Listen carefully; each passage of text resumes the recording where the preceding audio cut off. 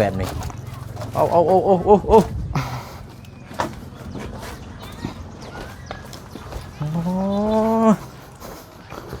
เอง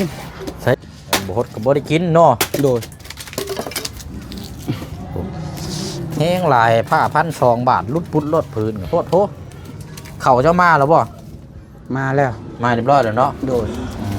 จะมีลายอยู่เนาะว่าเรื่องความหักความแพงลงคลิปลงไปคลิปที่แล้วก็โอ้ยน้องสอนมีผู้สาวแล้วว่าฉันเสียใจเด้ข่อยติดตามมาตั้งนานว่าฉัน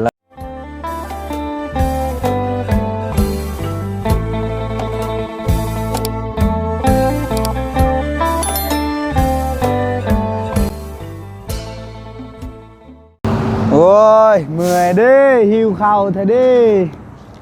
เมื่อยแท้เมื่อยว่าเฮ็ดเวียกบ่พักเมื่อแต่ก่อนมันยังเอาพื้นต่ออีกโอ้ยวัชนาเฮาได้สิซ้ำนี้เลยบ่โอ้ยแม่จมบ่ชักเงินโอ้ยเอานี่มาจะใช้นี่นะเมื่อแต่ก่อนมันเขามาตะโกนมันเขาเจ้าโดยแล้วก็เอาพื้นนำเลยเอาพื้นแกมาเลยโดยเห็นหน่อยเนาะพอได้ตายเนาะโมเมนต์พอแต่ไล่แล้วพอได้สุ่มได้แลบแบบนี้โอ้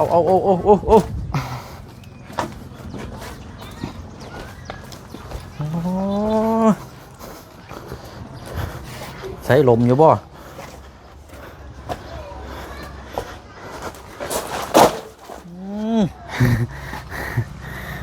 ไก่อยู่บ่เนี่ยหมกไปเอาไกลแหละ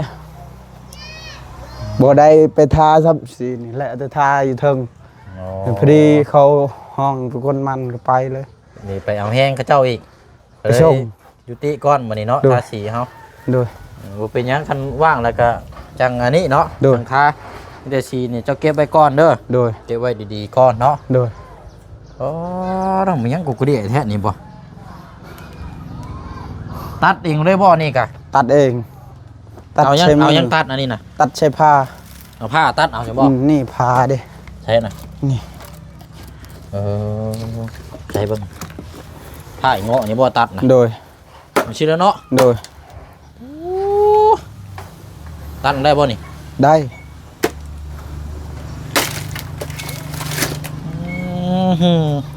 โทษดีดอกอันนี้เนาะมันการลุกอยู่บ่พื้นนี่ลุกคือการบ่โดย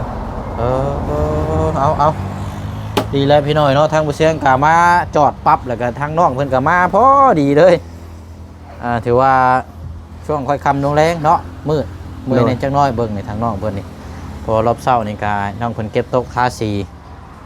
เดี๋ยวถามเพิ่มเติมน้ำกันเนาะพี่น้องเนาะกับทักทายสบายดีและสวัสดีพ่อแม่พี่น้องเบิร์ดสุขุสุคนได้พี่น้องเด้อเนาะพบเจอกันอีกคือเก่าคือเดิมเนาะหากมาแต่บ้านอดรเนาะบ้านอดรที่ทางบุเชียงไปแจ้งข่าวดีสำหรับทางเขตของทางน้องดาเนาะพี่น้องเนาะจะมีการปลูกสร้างขึ้นอีกครอบครัวหนึ่งถือว่าเป็นอีกหลังหนึ่งเนาะเป็นบ้านเฮือนซานแต่ว่าบ้านนี่ก็จะบ่แบบคือปกติที่ผ่านมาเนาะก็จะปลูกแบบกระทันรัดแบบว่าแบบพออยู่พอส้นพอเศร้าใส่งบแบบกระทันรัดนะพี่น้องใส่ผ้ากระจาดหรือว่าสังกะสีธรรมดาเนาะอันนี้ก็ตามจุดประสงค์ของทางผู้ใหญ่เพิ่นให้คำแนะนำมาเนาะพี่น้องเนาะมีแต่ว่าเดี๋ยวพุ่นละพี่น้องเดี๋ยวสิหาทางสร้างเพิ่นไปพูดไปคุยไรเบิ่งไม่เรื่องตอบเนาะก็ได้ไปแจ้งข่าวดีทางครอบครัวของทางน้องๆเพิ่นแล้วนะพี่น้องเนาะแล้วก็เรื่องปรับนาดินนาทางนี่คันว่าบ่ได้ปรับก็ไม่ได้ว่าให้เขาเจ้าปรับขี้เกียจจังน้อยก็เป็นปุ๊บนะพี่น้องเนาะเดี๋ยวเบิ่งน้ำกันตัวจริงทีหนึ่งเนาะเอาอันนี้กับทางน้องซอนกับหากมาเรื่องท่าสีตัวนี้ก็เดี๋ยวจังว่ากันตัวนี้เนาะโดยเดี๋ยวจังนอกผลว่างเดี๋ยวจังคอยเก็บเอาก็ได้นี่พี่น้องแต่ว่าสีตัวนี้เฮาเบิดแล้วว่าหลังตัวได้หมดแล้วเก็บแล้วบ่หมดแล้วโอเคแล้วนี่ก็เนาะโดยงามแล้วพี่น้องงามแล้วนี่ก็มีแต่เฮาสีขาวมาตัดนี่ก็ไล่แล้วเนาะเพื่อเนี่ยก็ยังใครกูบริท่าเพราะว่าถ้าบริท่านี่ผ้าฝนตกสาดลงมานี่มันเปียกแล้วมันห้าวมันกระแตกแล้วแถวมองนี้มันจะเป็นรูโดยเป็นรูเป็นโป่งเป่งนะพี่น้องเนาะโดยโอเป็นยังเนาะเมื่อยกาเดียวสีมอบรางวัลให้ เนาะทางน้องซอนพี่น้อยงบจากทางชื่อทางซีนี่แหละชื่อซีชื่อหยังกันเดือจังหันก็สิมอบให้น้องเพิ่นพอได้ซื้อซื้ออยู่ซื้อกินเนาะเอาเดี๋ยวเฮามาเบิ่งชีวิตประจำวันของทางน้องเพิ่นก่อนช่วงค่อยค่ำลงแรงบ่ได้พบเจอกันนานแล้วพี่น้อยว่าเป็นเฮ็ดหยังแน่เนาะ หนึ่งข้าวแล้วมือ ข้าวบ่ น้อยกินข้าว โอเคมาใช่มาอ่ะ หนึ่งเข่าหนึ่งน้ำเนาะ โดย โอ้ เมื่อย เนาะนี่เนาะ โดย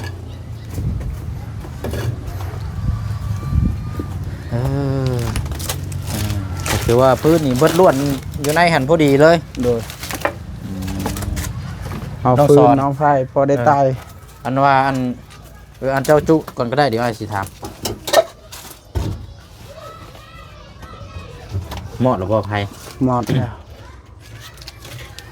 ร้อยแล้วเนาะ โดยไปเอากาแฟข้างในก่อน มีบ่กับไฟ มี เนาะก็กล้วยนี่กันนี่แหละนี่ขาบนี่แล้วก็ทาใส่ไปเลยพี่น้องคันว่าสีขาวยังเราจะมาเก็บโต๊ะอีกทีนึงตัวนี้กัน โดย ว่าสีอยู่ในเฮือนหันมีอยู่ว่าซั่นใช้กระไพผมมีบ่มียังแก้วยังอันนี้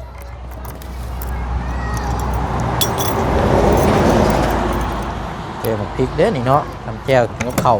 ลวกผักโอ้ยเอาเนาะมาเบิ่งชีวิตประจำวันของทั้งพ่อหนุ่มโสดเฮาเนาะที่ติดตามเข้าปีปลายแล้วพี่น้องเนาะจนได้จนปัจจุบันที่เฮาเบิ่งน้ำกันตอนนี้แล้วพี่น้องเนาะก็นี่แหละพี่น้องผู้สาวเนาะโทรมาจีบไลน์ได้พี่น้องแต่ว่าทั้งน้องเพิ่นก็จังได๋เนาะว่ามันหลายคนโพดหรือว่านี่ใดแหละส่วนหลายก็สิมีแต่รุ่นใหญ่เนาะรุ่นใหญ่ๆโทรมาถามทางบ่เชียงกันว่าจะจีบทางน้องเพิ่นแต่ว่าทางน้องเพิ่นก็ยังบ่พร้อมบ่หรือว่านี่ใดพี่น้องเนาะ หนุ่มโสด หนุ่มโสดคนต่อไปผู้สาวเจ้าได้บัดนี่ ผมมี แม่นบ่ มีเลย โมเมนต์ มีแล้ว นะ ไผสิมัก คันว่ามีได้ เพื่อนก็เมื่อย สาวคันว่ามีเนี่ยเพิ่นสิมาจีบนี่คือนี่พร้อมบ่ จีบเลยละ ฮะ จีบเลยละ มี แต่คอยสิจีบนั่นได้โทรศัพท์ก็บ่มี เนาะแม่นเนาะ ยังแต่ชิปมันโทรศัพท์มันก็ส่งเขาคืนแล้ว แม่นโทรศัพท์น้องเราบ่มีพี่น้องจีบบ่ได้แล้วใช่นี่ โดย กันสิจีบไปจีบแต่ทางผ่านจังซี่แล้วใช่เนาะ โดยไผสิจีบว่าขี้ลายจนก็จนไผสิเอา ผู้ไทยมันเข้า ไผสิเอาเนาะ จนบ่จนก็ชนลายเนี่ยเพิ่นสิมักคนขยันได้ล่ะเอ้ย ช่วงแรงๆหดพักแน่นึ่งข้าวนะไผสิเอาเนาะเขามักคนที่กินแล้วนอน มักกินแล้วนอน โอ้แม่นแล้วก็ว่าเจ้ารวยคักอยู่แล้วกินแล้วนอน เขาบ่เขามักคนแบบนั้นดอกคนคือเฮานั่นเขาบ่มักด ด อ อก กว่ามักคนขยันเฮ็ดเวยกเฮ็ดงานสินี่ยันเพิ่นบ่มักจังซี่บ่ บ่ได้ขยันดอก แต่เฮาเฮ็ดแบบชีพเฮานะเฮาบ่เว้ากับย่าเรื่องขยัน มันใช่คันสิว่ากับชีวิตประจำวันเฮาอันนี้เนาะ โดย เฮาต้องเฮ็ดเนาะ โดยบัดแล้วนี่นึ่งข้าวนึ่งน้ำมันยังสิหดผักหดงาอีก อ่า บ่ได้หดมันก็เหี่ยวเฮาก็บ่ได้กินแหละ ผักของเฮาเอง บ่ฮดก็บ่ได้กินเนาะ โดย แห้งหลายผ้า1,200 บาทลุดพุดลดพื้นโพดโพเข้าเจ้ามาแล้วบ่ มาแล้ว มาเรียบร้อยแล้วเนาะ โดย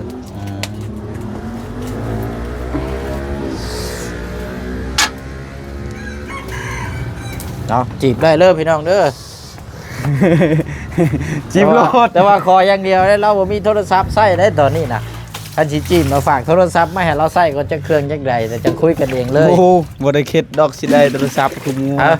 บ่ได้คิดแล้ว นี่ให้กำลังเว้าอยู่นี่คันว่ามักแล้วกันให้เพิ่นฝากโทรศัพท์มาให้แล้วก็คุยกันเลยเจ้าบ่นี่แล้วแต่บุญวาสนาเด้ โดย มันยังน่ะคือวัดแนวนั้นฮะ ลายโพดน้ วงวัดอีกน้ำก็โคตรแล้วนี่เนาะเป็นหินงุ้งอีกแล้วนี่ เมื่อยเฮ็ดเวียกแล้วก็เมื่อยนั่งอยู่ซื่อโอ้ยเวียกหยังก็บ่ได้เฮ็ดมึงว่ามีแต่กินแล้วก็นอน สบายบ่ สบายแล้วนอนแนวนั้นซุมเฮาได้เฮ็ดจนสิตาย สิลบแล้วอ่ะ โดย เอาบุกของครัวบันอย่างแน่อยู่ในนี่ใช่ ยังบ่มีไผมักอีกเนาะเขาบ่มักก็ยามันสดแบบนี้ตลอดไปแหละ จักเสียดได้เนาะเขาบ่มักเฮาขี้ลายเนาะจนก็จนเนาะไผสิเอา บ่แม่นเจ้าเลือกบ่จักบ่ บ่ได้เลือกเขาบ่มัก เจ้าบ่ได้เลือกบ่ ซื่อ ฮะ เขาบ่มักซื่อ เออ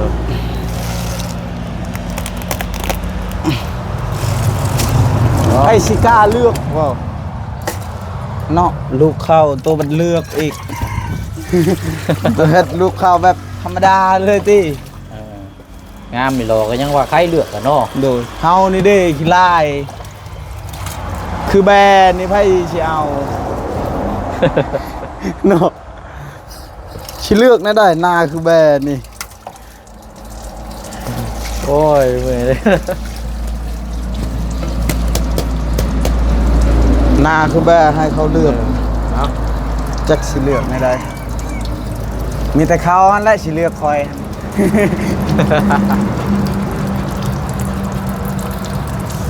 เอาเขาสิจีบน้องเพิ่นหรือว่าเขาต่างคนต่างคุยกันน้องเพิ่นบ่มีโทรศัพท์เลยพี่น้องเด้อคันเว้าโดยตรงเลยก็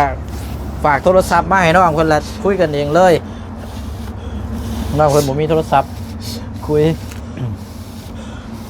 ก็มีหลายอยู่เนาะเว้าเรื่องความหักความแพงลงคลิปลงไปคลิปที่แล้วก็โอ้ยน้องสอนมีผู้สาวแล้วว่าฉันเสียใจเด้ข่อยติดตามมาตั้งนานว่าฉันแสดงว่าคนผู้นี้นี่เพิ่นแอบปลื้มเจ้านี่โดนนานแล้ว แต่ว่าอันนี้พี่น้องทั้งน้องสอนนี่มีหรือบ่ บ่มี ฮะ บ่มี บ่มีบ่ อีหลี เอาน้องเพิ่นยังบ่ทันมีนี่เพิ่นเว้าเองเด้อพี่น้องเอ้ย คันมีสิบ่ออกแล้วและเอาลุแล้ว เนาะแฮงบ่มีคนหนึงเข้าให้นำ โอ้หนึ่งเข่าหนึ่งง่ายเนาะ โดย แฮงบ่มี ซอยเวียกในครอบครัวนี่ก็พอเลยเนาะ แฮงคนบ่มีฮดนำพักให้ค่อยอีก ฮดตัวเองตลอดชั่วมือ เดินพูดเล่นพี่เนาะ โดย เอามีแต่เรื่องสีก็เอาไว้ก่อนเนาะ โดย เก็บไว้ก่อนไว้ข้างในพอแหละผ่ามันยังบ่ได้ปิดแน่นได้อันนั้น โดย ปิดแน่นเอาใช่บัดนี้ปลดพักบ่บัดนี้ปลดพัก ส่งแรงๆกับประมาณซ้ำนี้แหละ โอ้พักขาเนาะงาม โด ดี ย ล้อนี่โคตรดีล้อนี่ งามสัมพักนั่นแหละ ห้ามสัมพักนี่แหละเห็นนี่ได้ซะเนาะสิให้งามซำได้ซะนี่ผักกาดช่องอันนี้คือเก่าสวนผักเก่านี่เปรี้ยงอยู่อันนี้น้องเพิ่นสิถึงเขาแล้วก็มาฮดพักแล้วก็สิแม่นอาบน้ำอาบในนี่แหละพี่น้องชีวิตประจำวันเนาะกันเชียวกันชีวิตประจำวันแต่ละมื้อแต่ละวันก็สิประมาณนี้ อยู่น้ำกันในเรือนหลังนี่ทองพอลูกเนาะอันนี้พอเราก็ย่างไปแล้วคือเดืองอันนั้นเรือนชานดันแป้นกันนี่แหละเนาะถ้าหักแพงคบหาคู่กันก็มาอยู่น้ำกันแล้วก็สร้างครอบครัว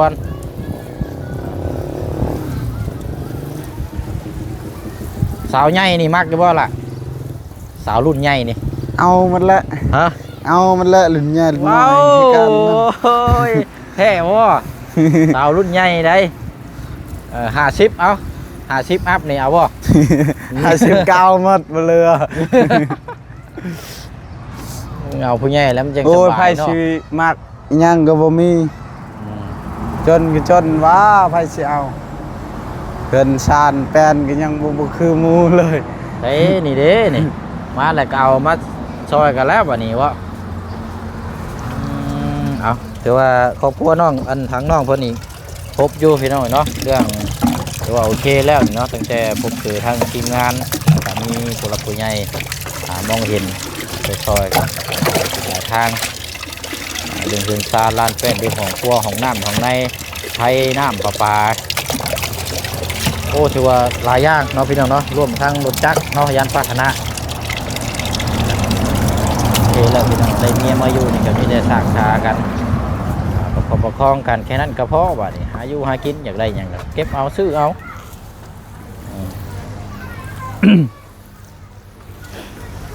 เนาะลงคลิปนี้ไปนี่คอยว่ามีแหละคนติดต่อมาหาคอยนี่ไลน์แล้วล่ะขนาดขนาดก็จะน้อยลมเขาบาดเดียวจะน้อยเขาวิ่งหนีก่อนเขาตกใจเคยขี้ลาย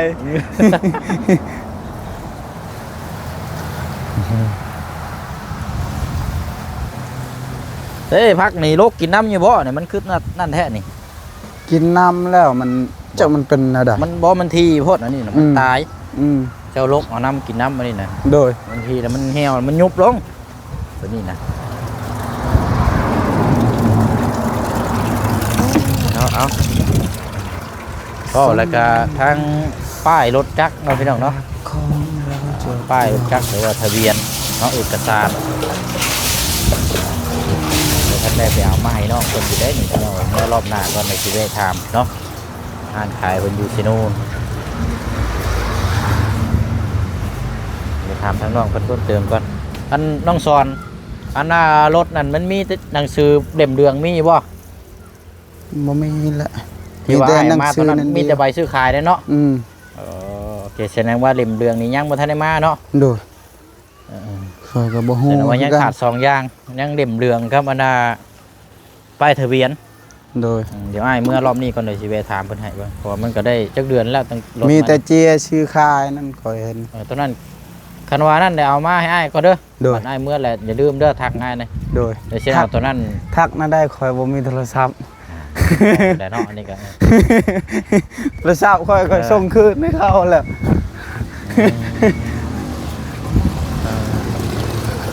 เราจะได้เอาเอกสารตัวนั้นไปยืนยันเอาพุ่มเรืองแล้วก็ทั้งป้ายรถมายิงให้ทั้งน้องเพิ่นอีกหน่อยเนาะเพราะว่านี่ได้2 เดือนปลาย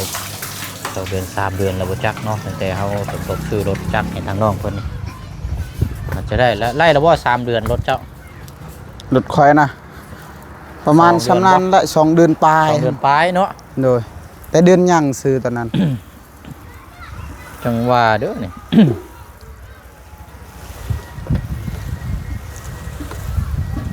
นะเดี๋ยวเมื่อพอแล้วนายสิโทรถามเบิ่งโดยประมาณนั้นก็สิอันนี้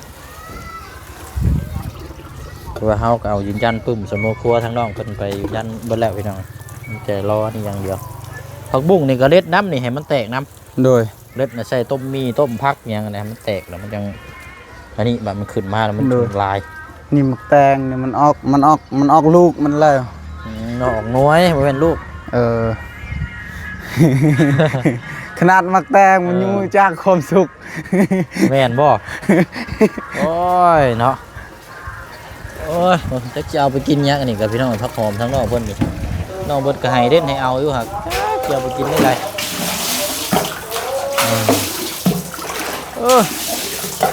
ยังขายยังเด้นะทั้งนั้น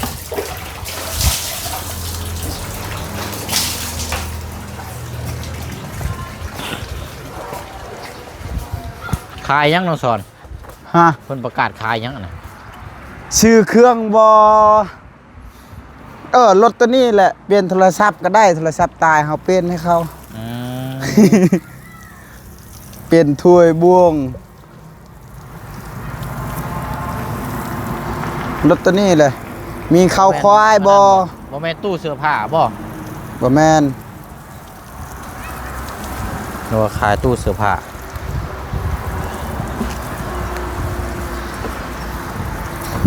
ชื่อเครื่องบอ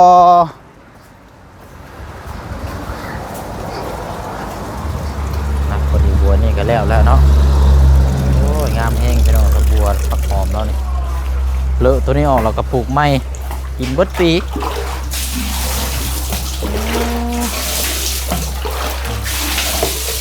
บรรยากาศ เพื่อนทั้งน้องคนนี้ติดถนนทางยางพี่น้องสะดวกสบายแต่ว่าอนาคตนี่มีครอบครัวหรือว่ามีผู้เป็นคนดีๆเนาะก็สามารถเปิดห้านค้าห้านขายข้าวต้มขนมได้ได้นี่เพื่อนเนาะเพราะว่าติดถนนหนทางเนาะโดยไปมาหาสู้นี่จอดปักเลยนี่โอ้ยพับปึ๊บเลิศแล้วสบายมันบ่คืออยู่ในโซนในบ้านเด้โดยอันนี้โซนติดทางสินี่พี่น้องเพิ่นขี่รถผ่านมาเพิ่นจอดเพิ่นก็ซื้อโดยคนในบ้านนี่ก็เข้ามาซื้อเนาะโดยขายเครื่องขายของชำพวกข้าวต้มขนมอย่างต่างๆนี่โดยคือว่าเหมาะเลยนะงานละคนนี้ว่าเคาะแล้วโอเคแล้วใช้แล้วหรอว่าวันนี้โดยยังส่วนหนึ่งเดี๋ยวตัวนี้เนาะโดยมาเดี๋ยวตัวนี้เราจะชี้ย่างออกไป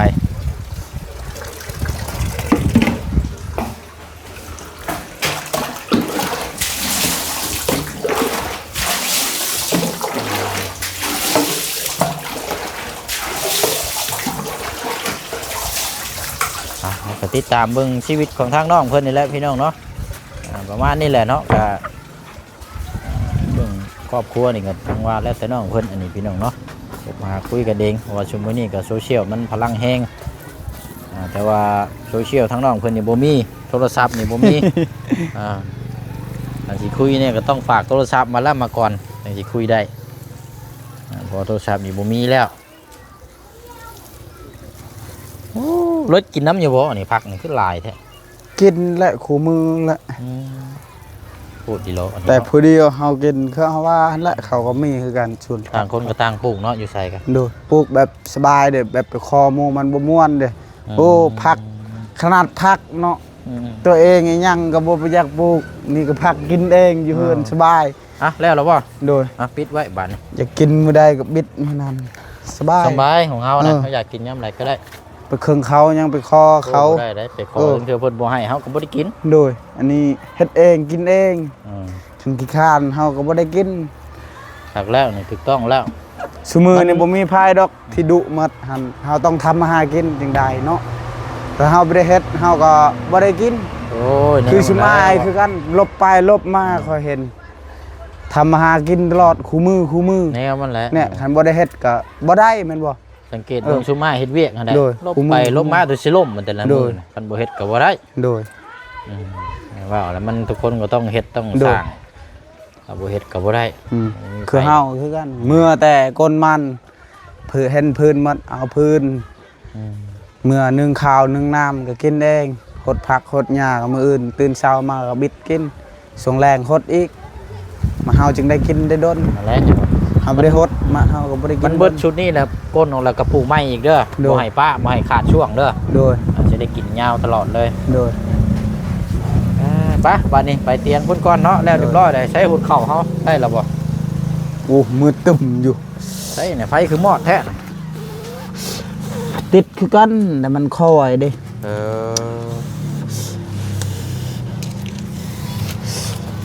ถึงมืดคึมในจังน้อยเนาะโดย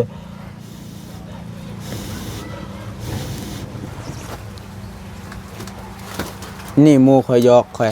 จะเอาเมียสบายแล้วเจ้าดุนี่บอกว่าบ่ได้ดุดอกเราต้องเฮ็ดและบ่ได้เฮ็ดเอาเช้ายังกินบ่แม่นว่ารู้มันเป็นชีวิตประจำวันเฮาเนาะโดยจะว่าหั่นแหละเนาะเฮาอย่าเว้าเลยเรื่องดุเฮาบ่ได้เฮ็ดก็บ่มีไผสิเฮ็ดให้เฮาเฮาต้องเฮ็ดเพื่อใจเฮาเองเอาสนั่งลงอีกก่อนอันซีนั่นก็เก็บไว้ก่อนเด้อโดยปิดผ้าไว้ให้มันแน่นๆจังน้อยเนาะนี่มัดผ้าอยู่เทิงว่าแต่จังมาเก็บเหลือแต่ขั้นตอนถ้าขอบขาวนั่นก็ได้แล้ววันนี้เนาะโดยงามแล้วนี่ก็ตัวเฮาบ่ทาอยู่ดอกถ้ามันห่าวมันอันนี้ไปแต่น้องพี่น้องเห็นทางน้องเพิ่นความขยันก่อนใช้ไปใช้ล่ะมัดยางรถเก็บอีกเลยเมียนม่วนอันนั้นบ่ดู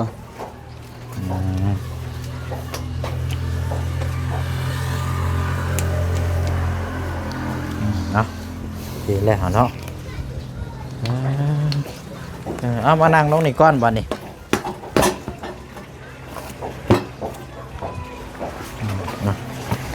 เดี๋ยวเอารางวัลมอบให้ทางน้องเพิ่นก่อน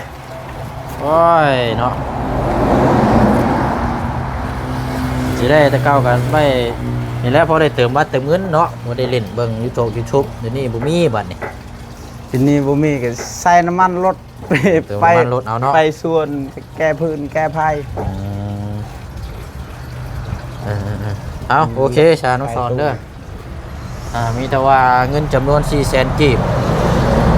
ทั้งพระอาจารย์เด้อทั้งอาจารย์ที่ซื้อสีมาให้แล้วก็